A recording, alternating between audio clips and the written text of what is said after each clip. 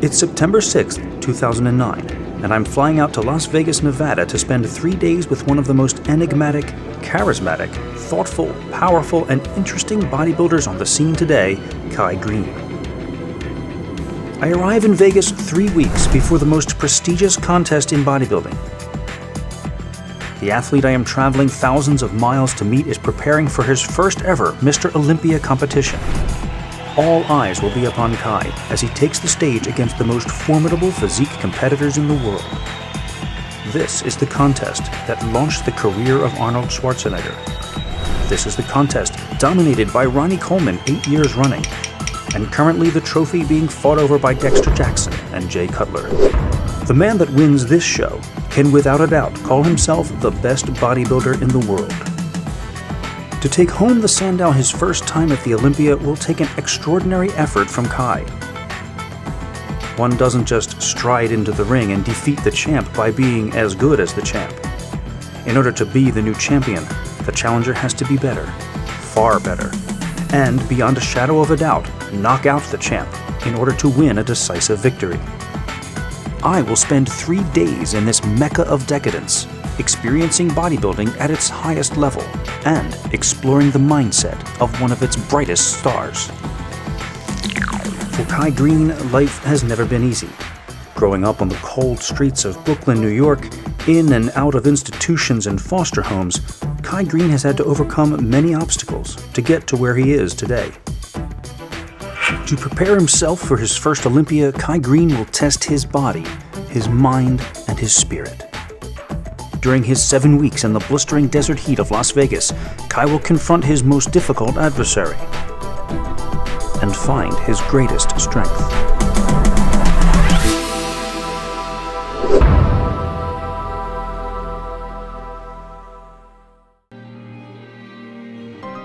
I am an outsider to the world of bodybuilding. I began my video career in this sport when I taped my brother Dave Pulcinella as he prepared for a local bodybuilding show, and from that footage created my first DVD.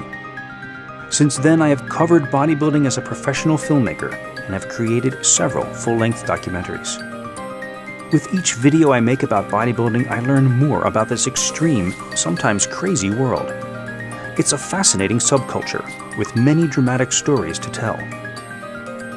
When the bodybuilding supplement company Muscle Meds offered me the chance to create a DVD about one of the top contenders to the 2009 Mr. Olympia crown, I said, "When do we start?"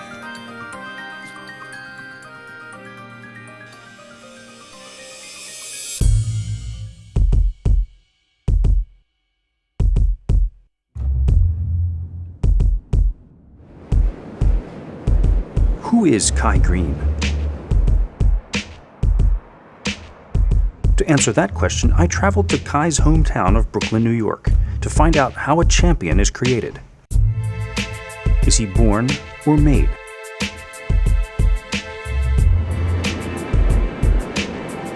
For most men, greatness is a quality that is earned with hard work, study, and perseverance.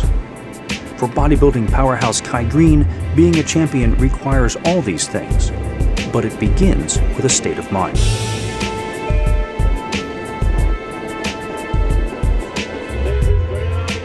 I arranged to meet Kai here at Fifth Avenue Gym to get to know him and his trainer, Oscar Arden, and begin to get some insight into their methods and philosophy during their last workout before they leave for 7 weeks of intense training in Las Vegas.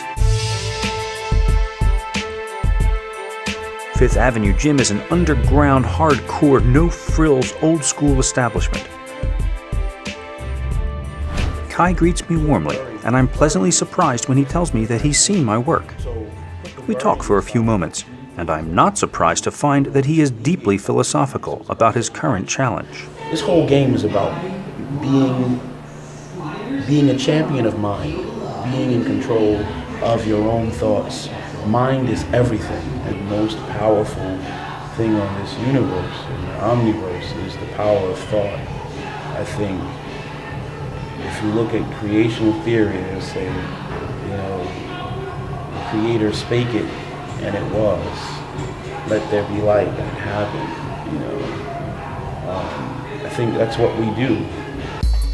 When Oscar arrives, it's time to get down to business.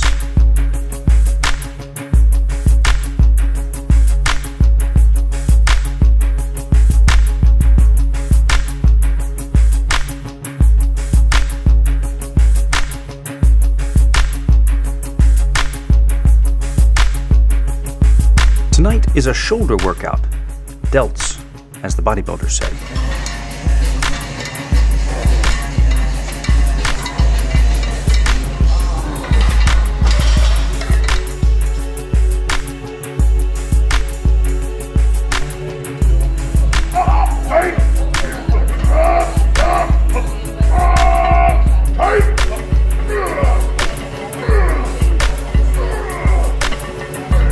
As I shoot, I am immediately impressed by two things: Kai's amazing strength and his intensity.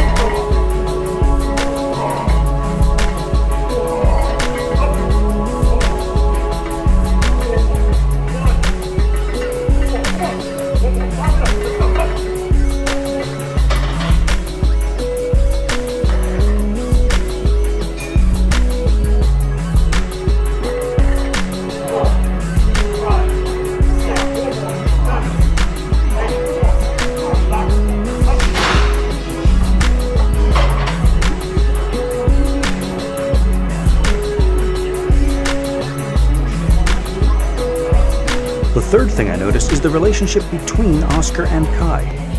Oscar doesn't just tell Kai what to do, he goes through the workout with him.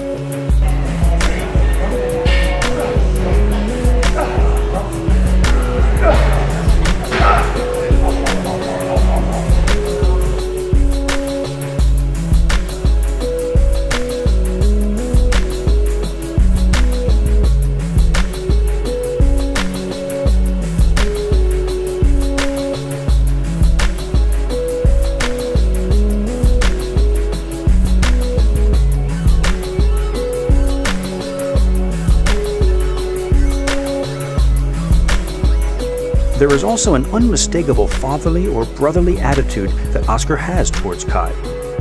It is a training relationship unlike any I've ever witnessed. I didn't know much about him in the beginning, just somebody that shared the same interests that I shared, and we became friends. As we became friends, I know that he had a lot of potential, but I guess he lacked a lot of the guidance. He would kind of rough around the edges when it came to nutrition and training and certain aspects of life, I remember Kai when he was just a little one, when he was competing at the, 94 Delaware show? Because I was there and I remember seeing him, and he was kind of stringy but had nice muscles, and I've watched him throughout the years just slowly growing, and then all of a sudden growing into one of the best pros in the world. I always knew he had that potential. I thought so, even back then. Kai Greene. I saw Kai Greene a long time ago. He was competing probably as a middleweight, somewhere in the neighborhood of 176 pounds. And he's small, but he is just put together. Every body part was there. He had sweep on his quads and little waist and a big back. And he posed way different than anybody else. Over the years, Kai has built on his promising framework, adding many pounds of muscle, turning pro in 2004, and winning several major titles, including, most famously, the 2009 Arnold Classic. Despite all of his success, it is clear that he is not taking the Olympia lightly, and is grateful for Oscar's presence. Man, honestly, we just got so much riding on this part of it. I depend a great deal on Oscar, because honestly, this is new territory even for me. He's more really like a brother, like a younger brother, and I care and I love him very much. My mother considers him like a son. My children love him. My wife, just amazing. Whether it was bodybuilding or not bodybuilding, we had the same relationship. It just happened that bodybuilding connected us. everybody on a team has an assignment. A successful team, I think, is successful because the people that they have delegated to carry out specific tasks, they're doing it and not falling short. I do need for him to take this to the ultimate level and totally devote himself 100% physically, mentally, and spiritually to the task at hand without, involving, any other things, any other elements that come into that it can easily come and interrupt. So it's about being totally focused, and dedicated, and not allow anything to come in and take any energy away. That's how it's gonna be,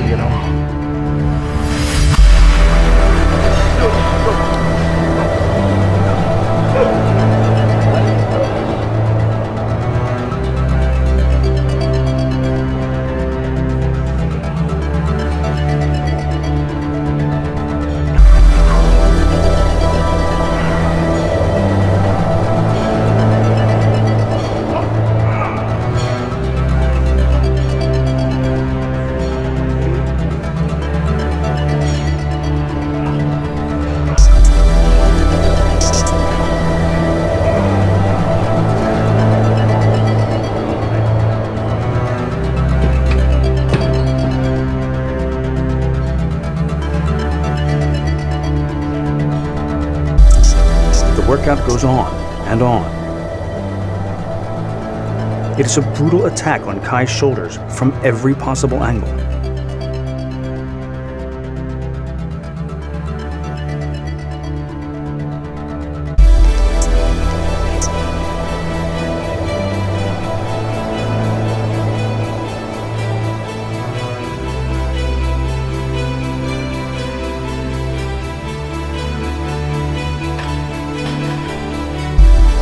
Each time I think they are done, they begin loading the bar again for yet another exercise.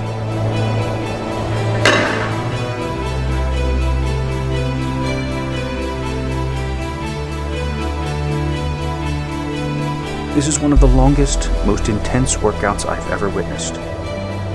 And it's only a shoulder routine. I find myself wondering, how does he keep going? Where does the energy come from? The answer I get is surprising. In the midst of all this positivity, there is a dark side to Kai's philosophy as well. I find out about it when I ask him about Ronnie Coleman. Ronnie Coleman to me is definitely someone that, both worthy of a tremendous amount of respect. I think the real Ronnie Coleman, though, will definitely never be privileged enough to know.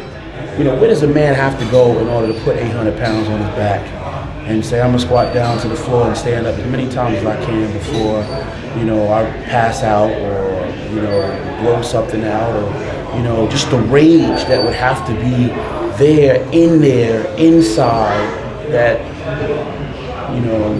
to begin to open up and talk about, It comes from rage? This dude put 800 pounds on his back, squatted down to the floor as many times as he could before he threw up. You tell me, where does this guy have to go? I said, there's violence in there, there's rage in there. You say, well, you ask me, is it violent? Is there rage? I'm saying I believe there has to be. Because I just don't, until you try to put 805 pounds on your back and squat down to the floor, then you realize, I really there's something else that has to be motivating me to do that, because there's no way I can do that and say I'm a nice guy. I might be a nasty motherfucker behind the scenes, and I might be ready to really be able to call on that when I need to, and that's what makes me proficient at my job. Should it be being a linebacker? Should it be being a man outside on the line fighting for the country? Or, should it make me a good cop? Or would it make me, a good athlete right now? I think there's a psychological profile that I think, if you really explore it, it probably would alarm people to think about, who this guy must really be. Because you cannot be just a very simple person to explain, a simple person to understand, with that kind of ability.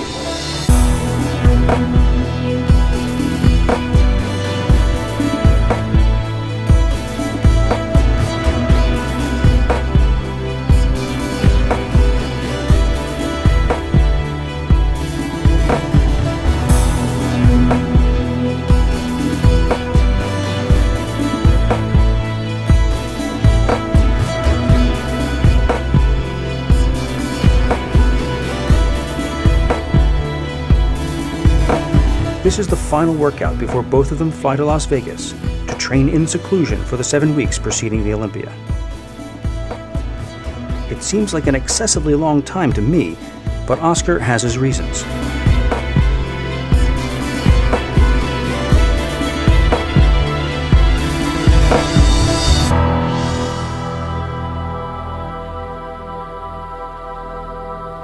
Like soldiers go away to Iraq, after their families have to go, that's the type of, what they have to do to perform. You can't be worried about your wife, your girlfriend, you can't be worried about your bills. You have to focus, on the enemy and attack and destroy, and this is the goal that we have, and this is what we have to do.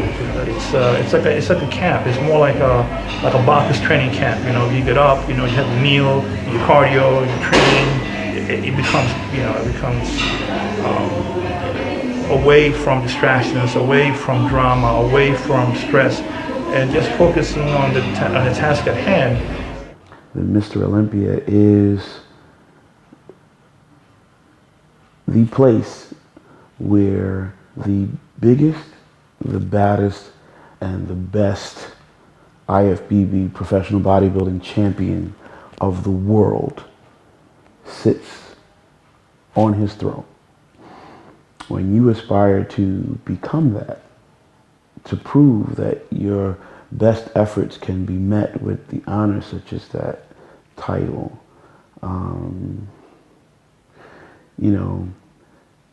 it's a giant step. It's a giant step.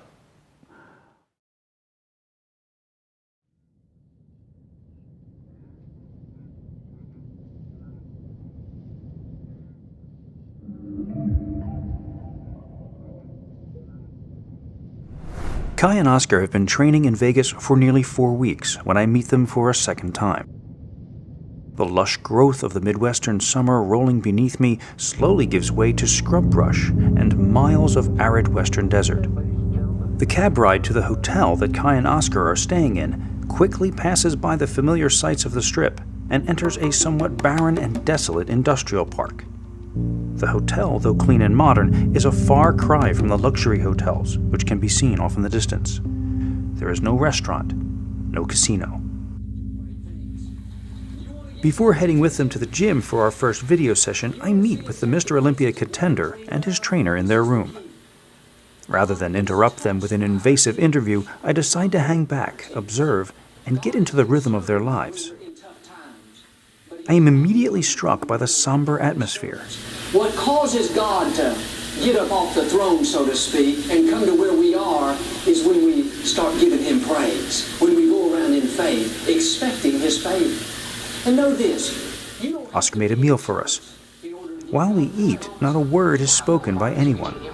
Instead, we listen to an internet preacher and watch a motivational video. Comes the moment that you decide. Decision changes everything. Oscar had done his homework and had brought with him a library of positive reinforcement. These CDs and DVDs would form the soundtrack of my entire time here with him. That's trying to keep you down. With a small adjustment in your attitude, it'll be the very cloud God uses to shower His blessings and favor. When we feel this heaviness, especially when that discouragement is trying to follow us around. All the forms that man fashions with his hands must first exist in his thought.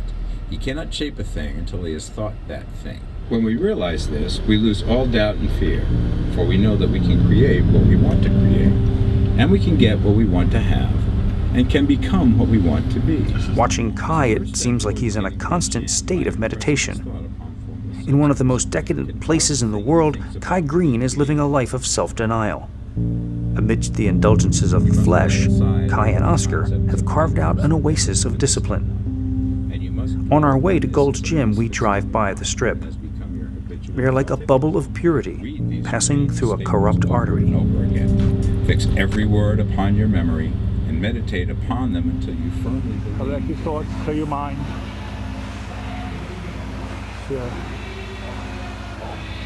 Go, lightweight. Still a warm-up. Let's go. On 3, my count. 1, 2, 3, up. Let's go. As we get into the workout, I can see that Kai is still training intensely at this point. 3, 4, 5. And Oscar is still working along with him, matching him set for set, if not weight for weight. Good. 4. Good power. Let's go. Good shoot.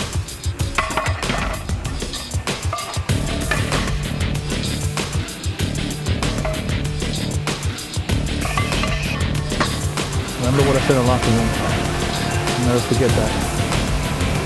So that's your thoughts to your mind. I mean 100%. I do your lift off. Count on 3. 1, 2, up. 1, 2, 4, 5. One more. All you. Up. All I need from you is 4 all-out reps. I need you to feel rested, rejuvenated, and powerful enough to knock out 4 with no problem.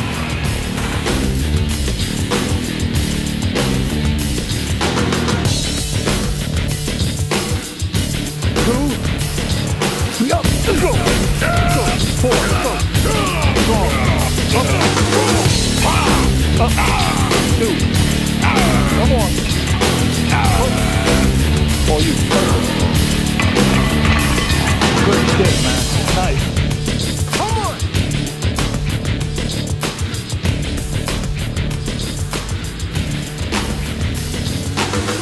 Listen, he reached out. I need your muscles to feel this weight, to feel this resistance. This is 500 pounds, dude. 2 reps. Then we're gonna strip it to 4, then to 3, then to 2. But all you focus right now is mastering just 2 reps. Allowing those 2 reps to build, maintain the thick muscle that you have. I would never ask you to do anything, like I told you before, that you're not capable of. It doesn't matter how you're being. In your mind, I know you can do this.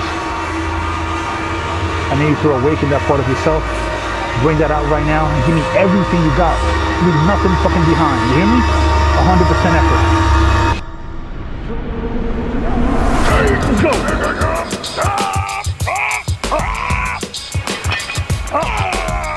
Another one. Up. Yes. Perfect.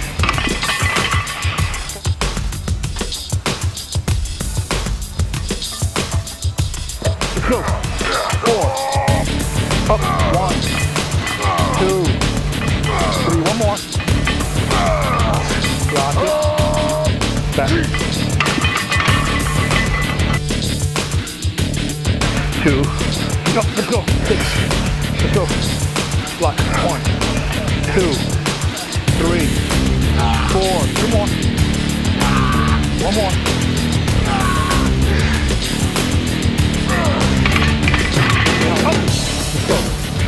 Let's go.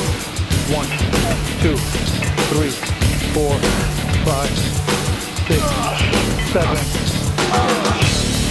One more. Lock in. You do the work. You do it. Push. Lock in. Okay.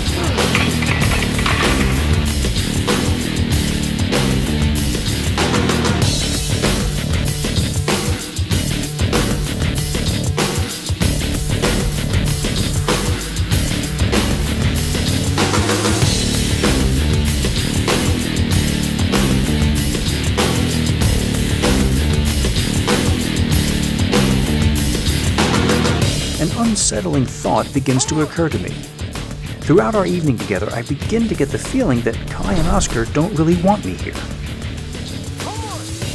Despite their initial enthusiasm to have me on the project, it seems now like my cameras are unwelcome intruders, threatening to disrupt their concentration. At this level of competition, I know that the slightest thing can have major consequences. I do my best to be as inconspicuous as possible. I ask no questions and try to blend into the background. And then it happens. During a routine warm-up set, Oscar suddenly falters and nearly drops the weight. He has pulled or torn something.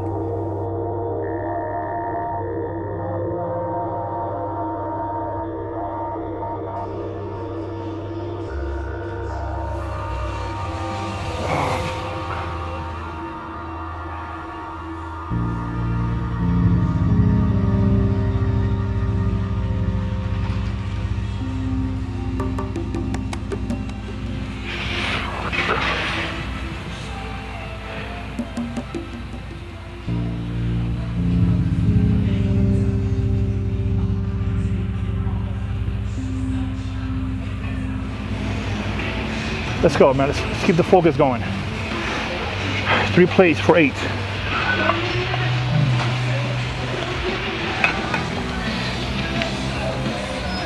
I'm done with this training today. I'm just gonna train you right now.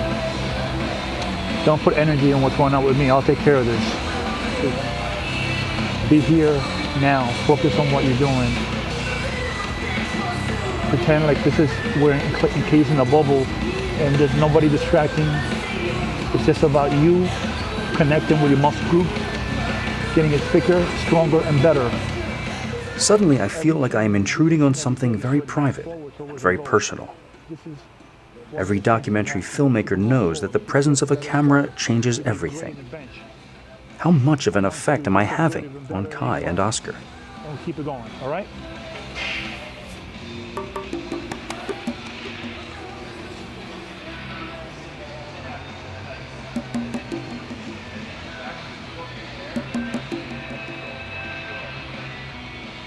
Let's go, baby, come on.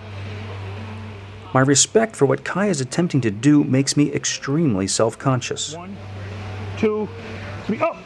Let's go. I am becoming afraid that my presence might deflect his trajectory even slightly and cause him to miss his mark. 4, 5, there you go. You aim to receive a certain amount of success and the things that come along with that success. Everything has an impact. There's something to be said for learning how to maintain your calm and your poise. Because, you know, it's all a part of it. 1, 2, 3, up! Let's go! Up! 1. Good, man. 2. Up. One more.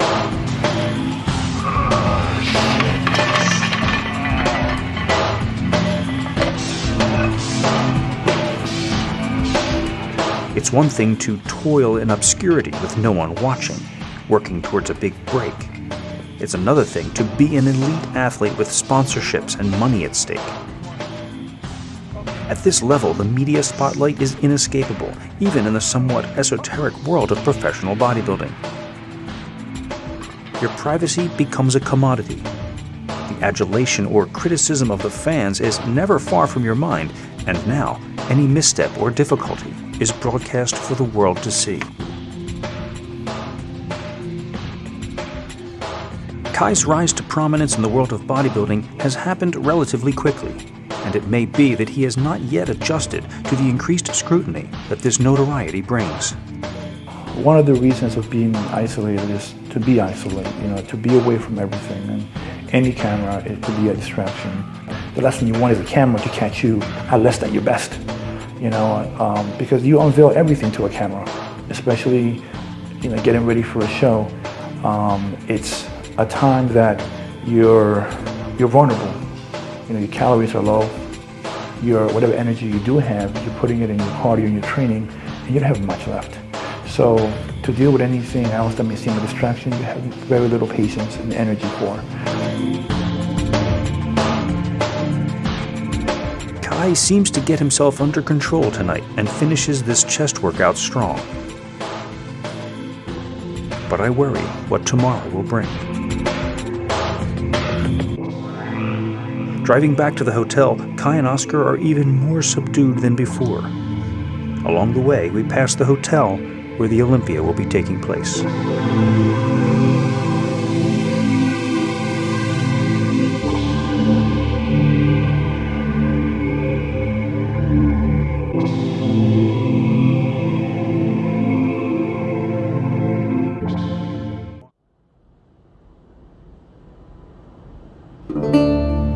The next morning dawns with a typically Las Vegas forecast of 108 degrees. Kai isn't scheduled to hit the gym again until early afternoon. That gives me some time to explore the area around the hotel. This is the other Las Vegas. Far from the glitz and glamour, it's the Vegas of dry floodways, abandoned shopping malls, and empty construction sites. It's the behind-the-scenes Vegas that few people who come here on vacation ever get to see. And it is the perfect place for a man from Brooklyn to separate himself from the rest of the world and and concentrate on preparing for the biggest day of his life.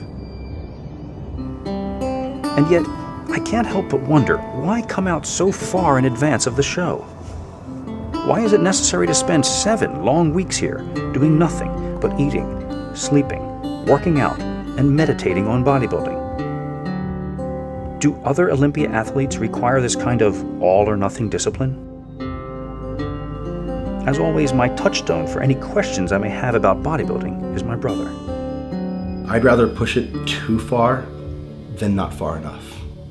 If for 7 weeks of my life, which is a small-ass little chunk, if I have to do nothing but live and eat and breathe bodybuilding to the exclusion of watching television, talking to friends, with the Olympia at stake, I'll do it. I'll do it. If I had ever made it to that level and the Olympia was at stake and I had a shot at making history, I mean, I could be the first guy to ever win the Olympia, the first shot. I don't give a fuck what I have to do. I would lock myself in a room and I wouldn't talk to anyone or do anything other than eat, sleep, train, whatever. That's it. So I agree with that mindset. The appointed workout time arrives, but instead I get a text from Oscar telling me that they are not ready. I wait a little longer and get another text. Day is turning into night, and I am still waiting. Kai is simply not ready to go. At this point, Oscar is doing everything. The cooking, the cleaning, and the planning. All the while monitoring Kai's health and emotional state. The circumstances which a man encounters with suffering are the result of his own mental inharmony. To give Kai a bit more time to recuperate, Oscar and I decide to make a much-needed supermarket run to stock up on supplies for the next few days. At times like these, Oscar becomes the spokesperson for Kai, relieving him of that duty as well. Sometimes he gets up in the morning, just exhausted, drained, fatigued. He'll have some coffee, take his vitamins, we'll come and do cardio. But I know the last thing he wants to do is cardio. He's hungry. He pushes us to the point where there's nothing left. Sometimes even after a cardio session, it's intense. He's laying on the floor. It just needs about 10 minutes or 15 minutes just to get his heartbeat back to normal and his breathing back so he can barely walk to the car. And in the car right here, he'll just have his meal and eat it cold. And go home, shower, and go back to the room, shower, and eat another meal before he naps. Without those, little naps for the day, he couldn't survive,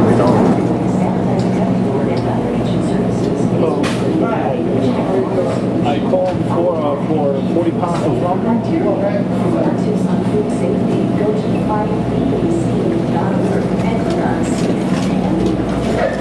Oscar has trained many winning athletes over the years. How does one get to be the guru of champions? At one time, Oscar himself was a competing bodybuilder with several wins under his belt. Well, I never started this sport of bodybuilding to be a guru, a trainer, or a coach. In fact, don't like it when people, refer to me as that. I had pictures on my wall, and my goals and my dreams were similar to Evan's, to Desmond's, to Kai. I didn't say, okay, I want to be, a guru in 10 years. I want to be a coach. I want to train pro. No, man, I wanted to be the one on stage winning. I wanted to be the one doing stuff. But along the way, what happened was, as I began helping individuals, they started to producing great results. I started getting a line of people wanting me to help them, and really that's not what I intended to do, but I was really good at looking at an individual, seeing what they need, make the adjustments, and let's go for it, and they won, women, men, hundreds of athletes that I've worked with. Usually it's around this time that I call my wife and leave her messages. That's the way we communicate sometimes, just she calls me, she leaves me messages. I call her, leave her messages. Sometimes she calls me, she leaves recordings of my son trying to talk, or my daughter leaves me a message. But it's just temporary. All of us have to pay a price one way or another to create something great in life. Nothing great ever comes without a sacrifice or a payment somehow. If it did, then it wouldn't be great.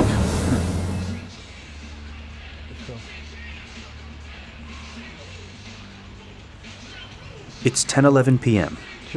Nearly 12 hours have passed since our original scheduled meeting time, and Kai is finally ready for a leg workout. 8, 9, 10, 11, 12. However, 13. Oscar informs me that he won't be squatting tonight. Kai is known for his powerful squats, but the whites of his eyes are still full of blood from the previous squat night, when he pushed himself so hard that the blood vessels ruptured.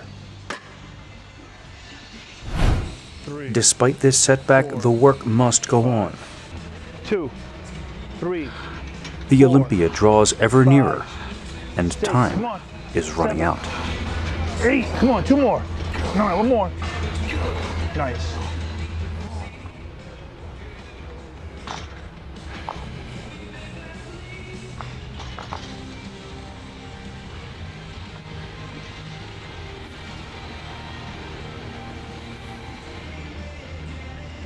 Bodybuilding is rigorous and repetitive. 1. Anyone who wants to succeed in this sport must master the discipline of robotic repetition while maintaining a high level of physical intensity. Take your time, relax. 2, 3, 4. Yet even the most dedicated bodybuilder eventually 10, comes face to face 11, with the reality 18, of flesh. 19, 20.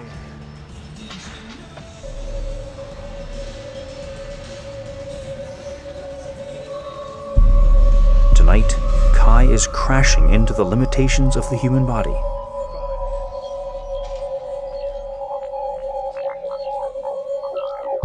Again and again.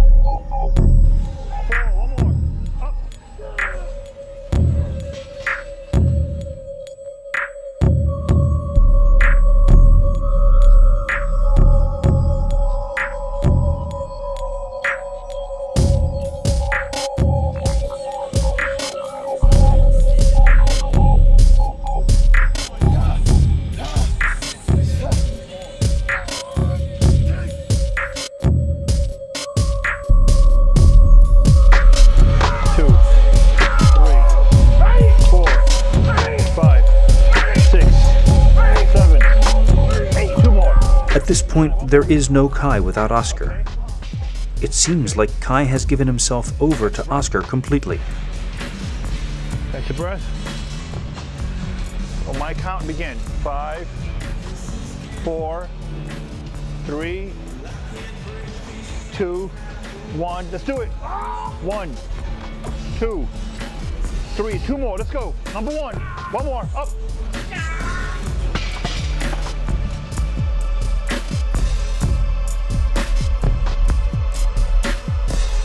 Oscar tries to explain what I am seeing in a way that I would understand.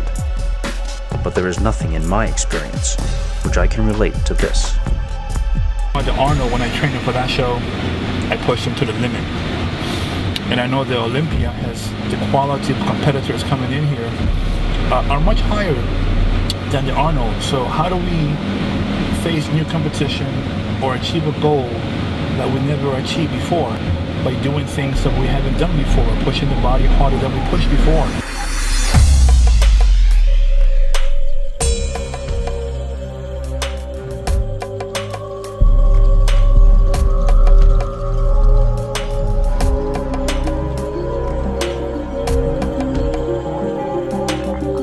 The responsibility now resting on Oscar's shoulders is as staggering as the weight Kai must continue to push with his rebelling body. Like a father, like a brother. Tonight, this gentle drill sergeant gives Kai what he does not have. Collect your thoughts, focus everything with your energy into your calves. Focus on the stretch and the contraction, that's all I want.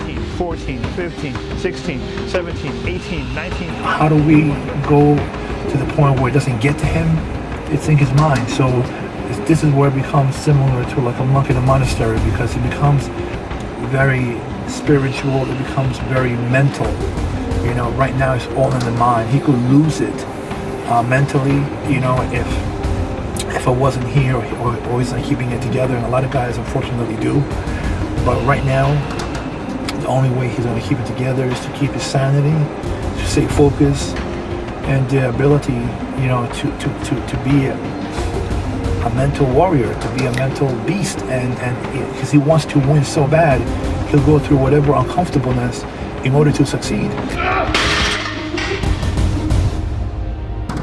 Eventually, Kai's frustration with himself and his mortal flesh gets the better of him.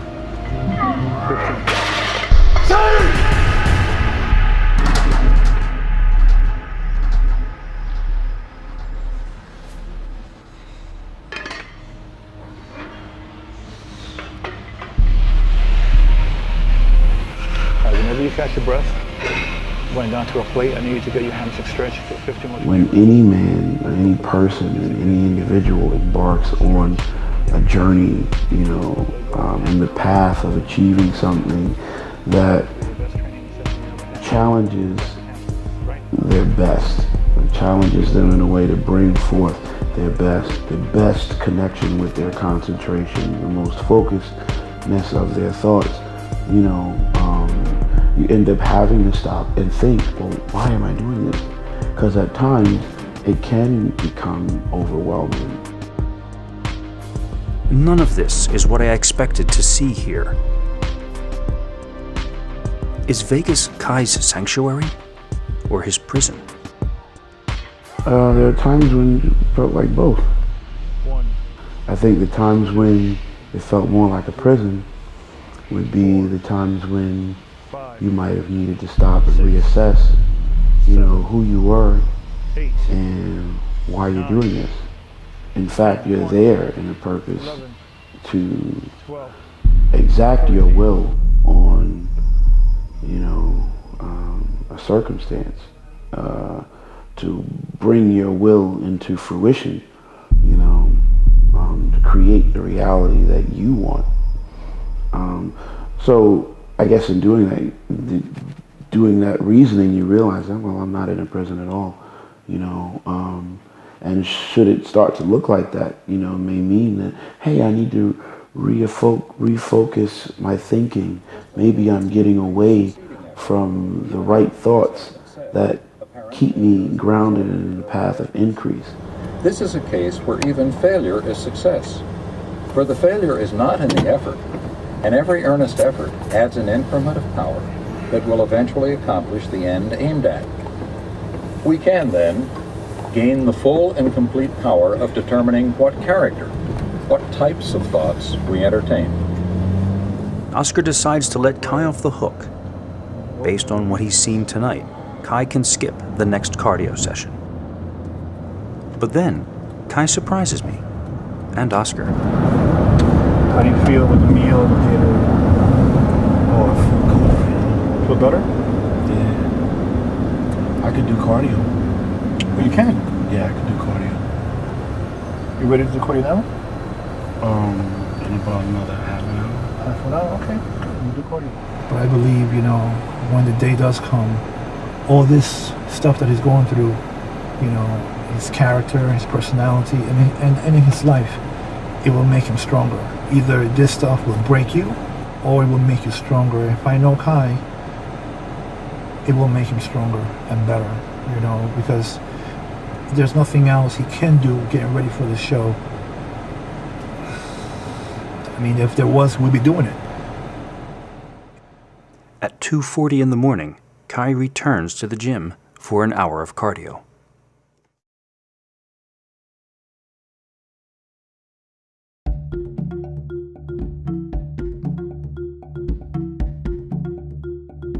By day 3, I've realized that Kai's schedule is no schedule at all.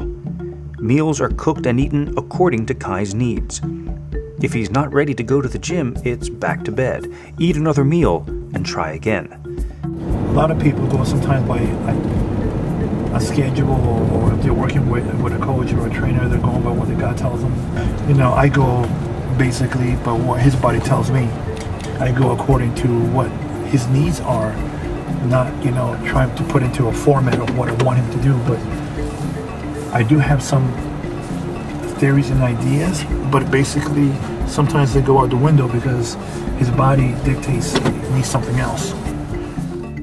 I have one more workout to catch on tape before I fly back to the East Coast. At the request of the publicity department of the Olympia Committee, I'm asked to get some physique footage to make a promo for the show. That means no sweats.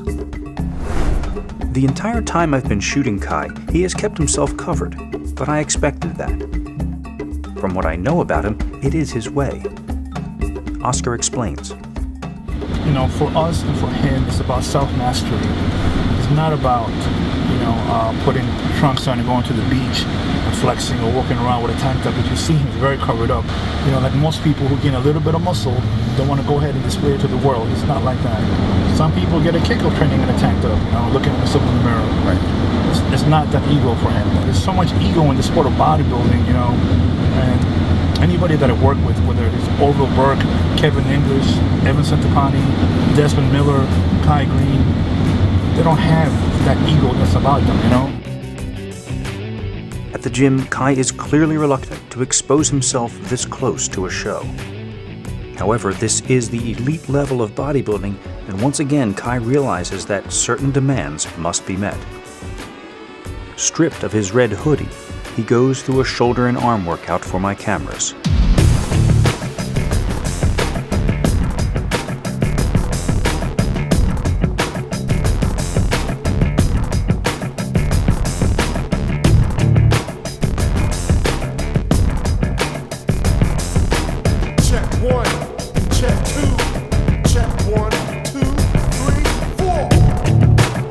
At this level, you're just not bodybuilding just for your own self.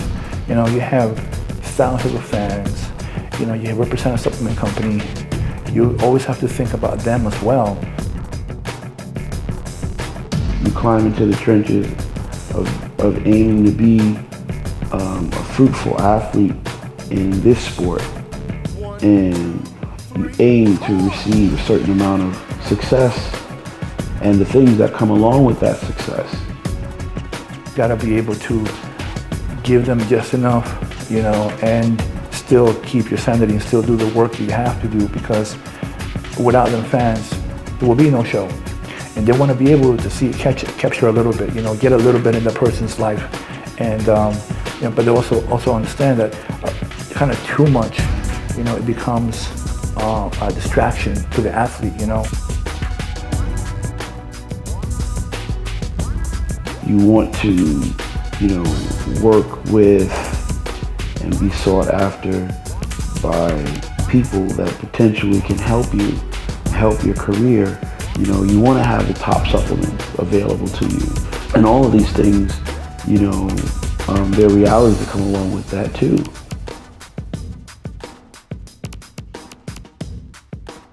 As quickly as he appeared, Kai retreats again into his red cocoon. Before we leave, Oscar decides that Kai needs a mini cardio session, an intense 15-minute burn. The exhausted athlete mounts the gauntlet, a never-ending staircase, and begins his endless climb while Oscar manipulates the controls. Pull it together, you got it.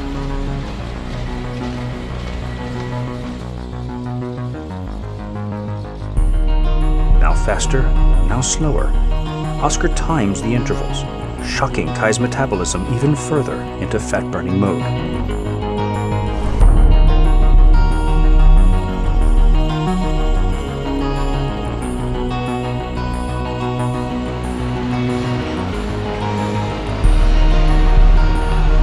You got 9 minutes to go. You can do it. We'll do it. No problem.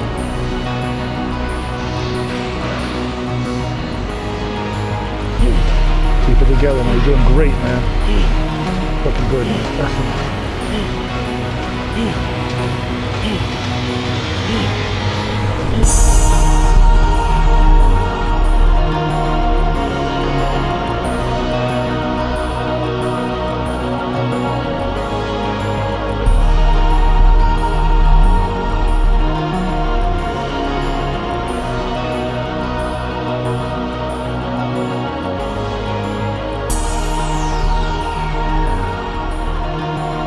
After 3 days of watching Kai struggle through his routines, this is almost more than I can take. This is the worst yet, a torturous stairway to nowhere.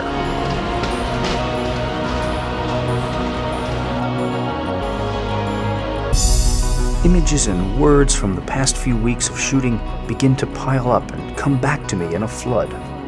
There's something going on here, something I'm missing. This is where it becomes similar to like a monk in a monastery. Very spiritual.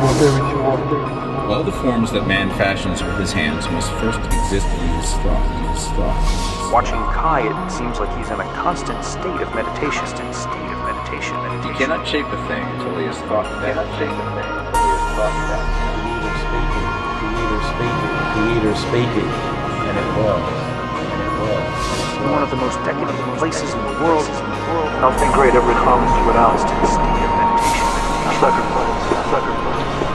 Then it occurs to me. 7 weeks. 7 weeks. Of course. Why didn't I see it before? 7 weeks in the desert is about 40 days and nights in the desert. Suffering amidst temptation. Do you know someone else that did that? Well, I had no clue about drawing biblical parallels at all with the movement out there. I know that it's interesting. See, I didn't see it as suffering, and I didn't set it up in my mind to go suffer anywhere. It may have made look like suffering, but just to get up and do cardio, personally, I don't see it as suffering. 5 seconds to go. That's it. Number one, I like cardio. I like to train. I love to exercise.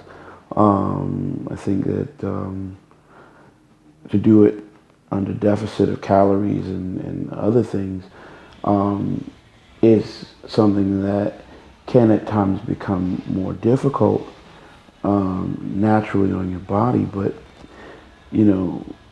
never did we start out with the negative in mind.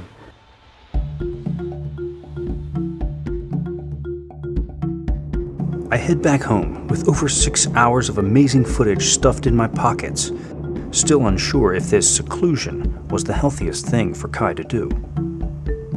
It will turn out that my concern for Kai is warranted, but not for the reasons I think.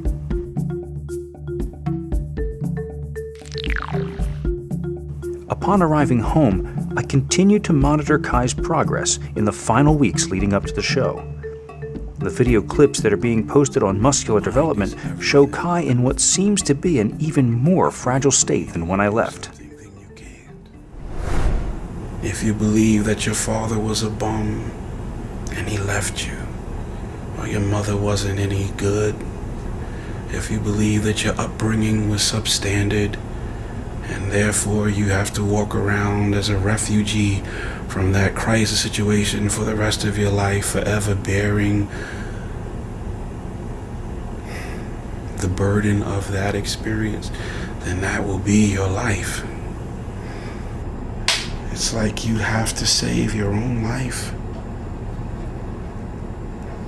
Because nobody's going to be able to save it for you. So we have to do what we have to do. Eventually the updates stop, his forum entries cease, and there's nothing to do but wait for the Olympia.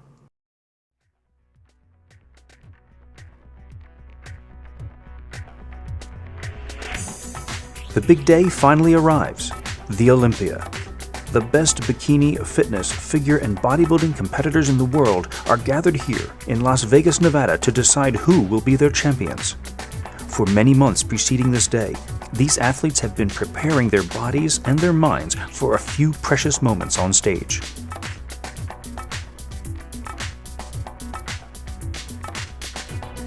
All of the biggest and best known names in bodybuilding are here.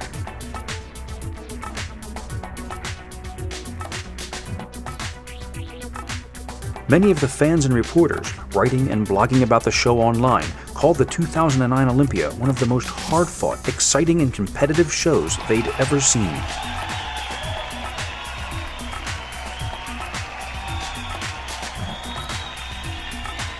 As expected, Kai takes the stage for his posing routine with his usual flair.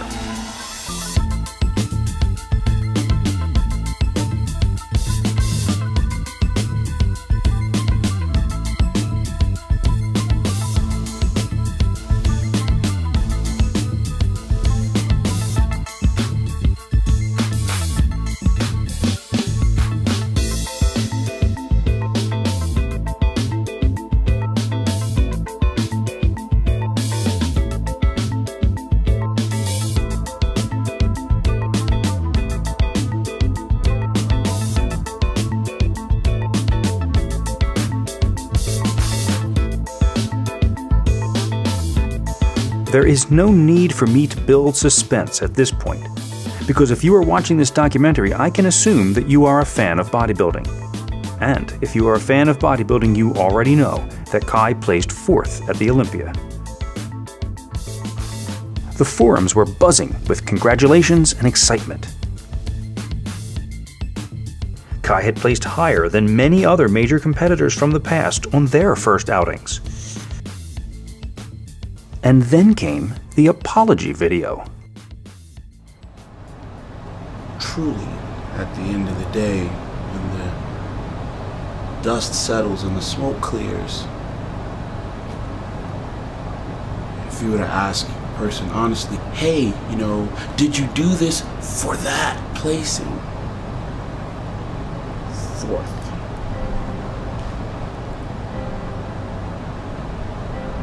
The answer that resonates loudest, at least in my heart right now, is no.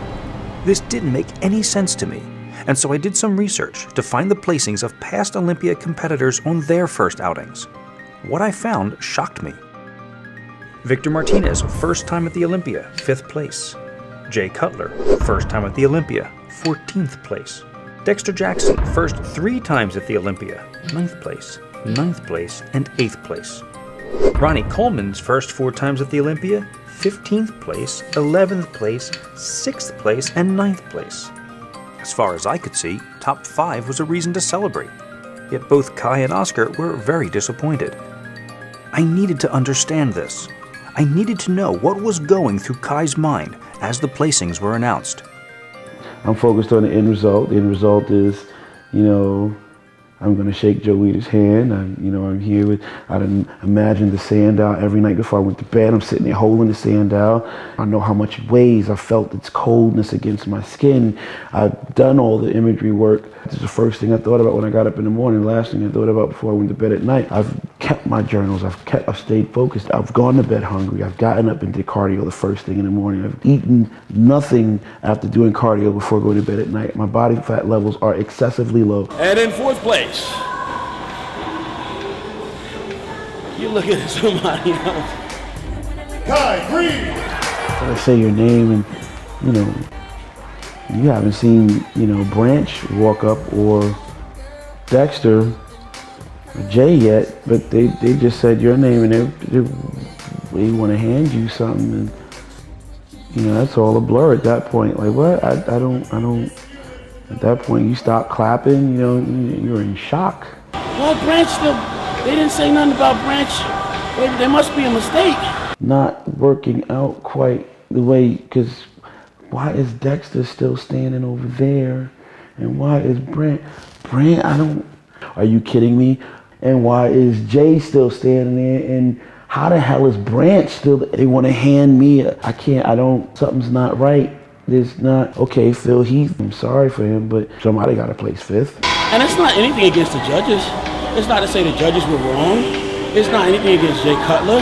As much as it is, my God, this is not what I was working for. You have mixed feelings. You have people think that, you know, 4th place is a great debut. You know, Olympia is fantastic. For us, we have high standards. You know, we didn't train and make so many sacrifices for 4th. We went to win. So 4th, you know, in some aspects, it's disappointing for everything we did. That's supposed to be, why are they handing, they're handing me. I'm in shock. Stay together, keep it together.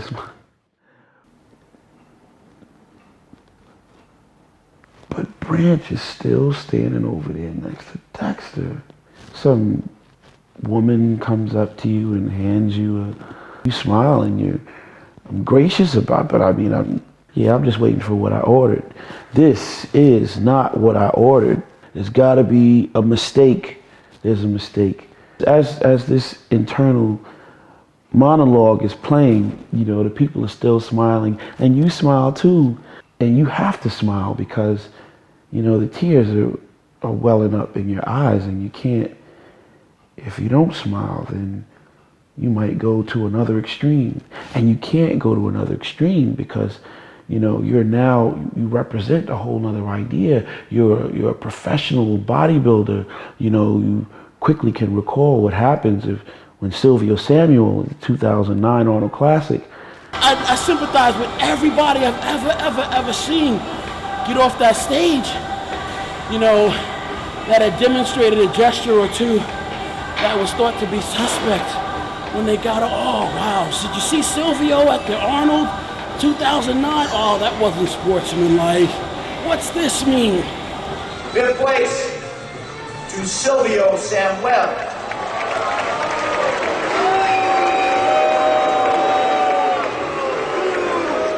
What's this mean?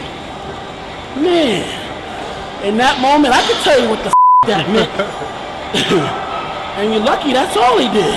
And if you'd have told me that these efforts would not be met with the end result, then why the is Dexter still standing there? You know, Joe Weider's already come out, and at this point, he's now, you know, shaking hands with Jay Cutler.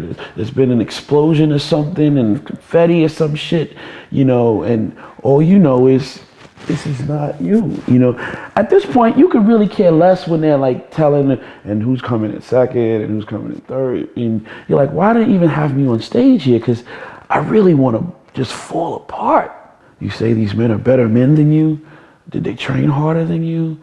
Did they smarter than you? No, I can't think of myself as a competitor. I'm a creator. Well, maybe the package that I created wasn't good enough. What went wrong? And then you realize, yo, in order to think like that, you have to totally forsake everything that you learned while in this camp. These lessons that are the fundamental principles that all of your past success stands on. You can't question it, but you have to question it. It's a dialogue now because it's not a monologue, because you're questioning and answering in your mind. You got this whole duality thing going back and forth. My knees feel like they're about to buckle. Yo, it takes everything to like give an interview after that. You're led off the stage into a darker place, you know, as you're walking down the steps, and you almost can mistake that for a place of refuge and peace. And just as the tears begin to fall, and there's people with cameras. You came out, you had an aura of confidence about you, it seemed they worked you, and they moved you around a lot. Was this one of the more strategic plays by the judges, or what do you think was happening with you when they called you out with those guys? You walk off the stage, you're expecting to like have that moment to yourself. Nope, camera in your face. So are you happy with your place? What are you, asking me a loaded question? Do you want to see me play myself right now so that they can vilify me on the web blog later? In that moment, you hate them and the camera, and you hate the light that won't allow you to hide in this moment and be vulnerable. But this is what you asked for. You're the pro athlete in the spotlight. You're at the Olympia, you know. And just as that same camera and spotlight would be there when you triumph, it's also there when you have a moment like this. But there was more here than just simple disappointment. Faced with their first time at the most prestigious bodybuilding competition in the world, Kai and Oscar let the whispers of well-meaning insiders cause them to change their game plan. Everywhere he gets exposed, any official or fan or Kai, make sure you don't get too big, don't get too big. Keep the waist down, you know, look at the Olympia. If you're trying to attain something, you look at the current standard. The current standard of Mr. Olympia was Dexter Jackson. That is what they're saying, not Marcus Rule. So you're saying this guy 220 some pounds is Mr. Olympia. You know, and now every buzz, every magazine cover, you have a lot of people claiming Phil Heath as the successor. Oscar took this advice to heart and formulated a strategy specifically designed to beat Dexter and Phil. He had to get him actually smaller. He had to sacrifice muscle tissue. So by the time we got to the day of the show, he was 258, 260. He looked, oh my God, I wish I could have taken him from right there and put him on the stage. But because I had started the depletion and cut the water out, his body kept dropping weight. So in the morning, even though he was 258, by the time he stepped on stage, he was 250. That's already 5 or 6 pounds. less than the Arnold. And when Kai's muscles get smaller, they look flat. This explains what I had been reading on the forums about Kai at the Arnold versus Kai at the Olympia. When compared side by side, the differences were noticeable. That's why people were saying he didn't pop out. As soon as he went on stage, he didn't have that freaky or wow factor. And when you have a muscle that flattens out, the striations don't show as deep. So you think maybe he's holding water, maybe he's soft. But I can tell you, I can see him up close, he wasn't soft at all. He tried to play the game of Dexter Jackson and Phil Heath by coming in smaller and trying to beat them at their game. Kai is not meant to be a small little body. He's got bigger joints. He looks better at 265, 270 ripped. Even though, I mean, fourth place, it's great. But in order for Kai to be dominant and to know, Kai has to be at his best. He's got to follow his own game plan. So was the 7 weeks in the desert really necessary? Or was it overkill? In a way, you know, it was just no escape, you know, constant 24/7. You know, we were under the belief that to prepare for this Olympia, we have to go and do way more and above and beyond what everybody else was doing. And sometimes, you know, more is not always better. Everything that you did do, you know, yields some kind of lesson to be learned. And it's the lessons learned that, you know, you're going to build future success on. So no, I don't think it was too extreme. I think it was a stepping stone towards future success. But you know, what we did is try to play their game and see if we could beat them at their game. And what happened was, yeah, we beat Heath and we almost beat Dexter, but Jay came in big and massive. Branch came in big, ripping massive. And because they did what they had to do at their best. So in a way, we felt we gave the Olympia away to Jay. He's holding it for us for 1 year. We'll get it back to him next year.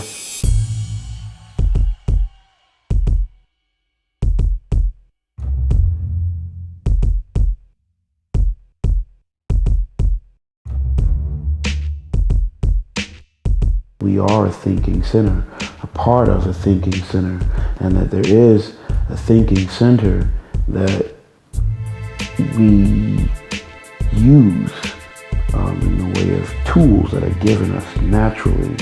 You know, that is us, is within us, and is in everything. Failure is but a chapter in a man's life. It is not the whole story.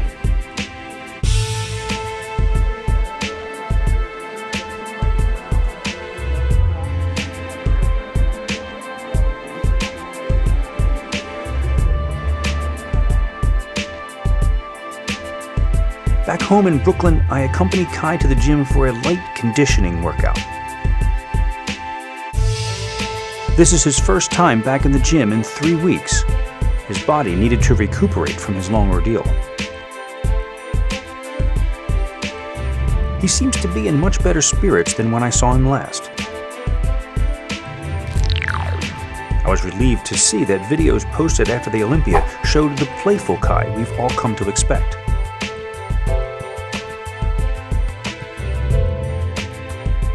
But here at Church Avenue, he is all business again.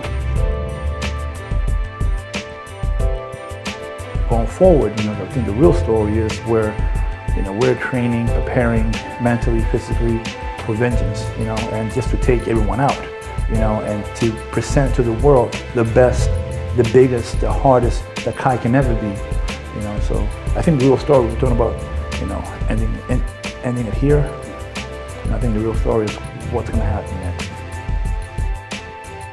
The weights he's using today are inconsequential. This is only the beginning, a first small step toward preparing his body for the difficult trial that awaits him.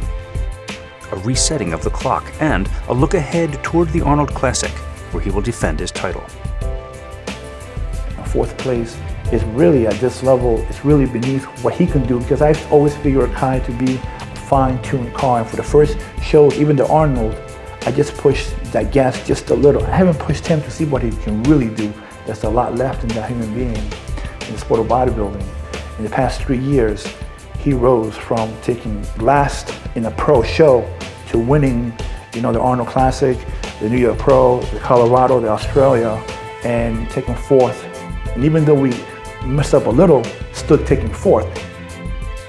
Within 2 months, Kai will be back to pushing the heavy poundages he is known for. And I will be there too, continuing to chronicle the rise of this creative competitor for part 2 of this DVD series. I'm not a Buddhist monk.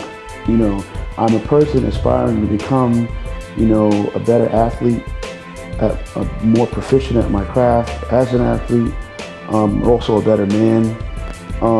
But I'm in the road to doing that. Will I ever be able to be the absolute, master of all? It's questionable. I can only continue to aim for the target.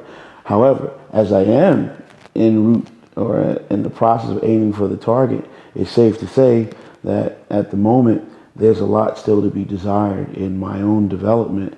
And I'm a work in progress.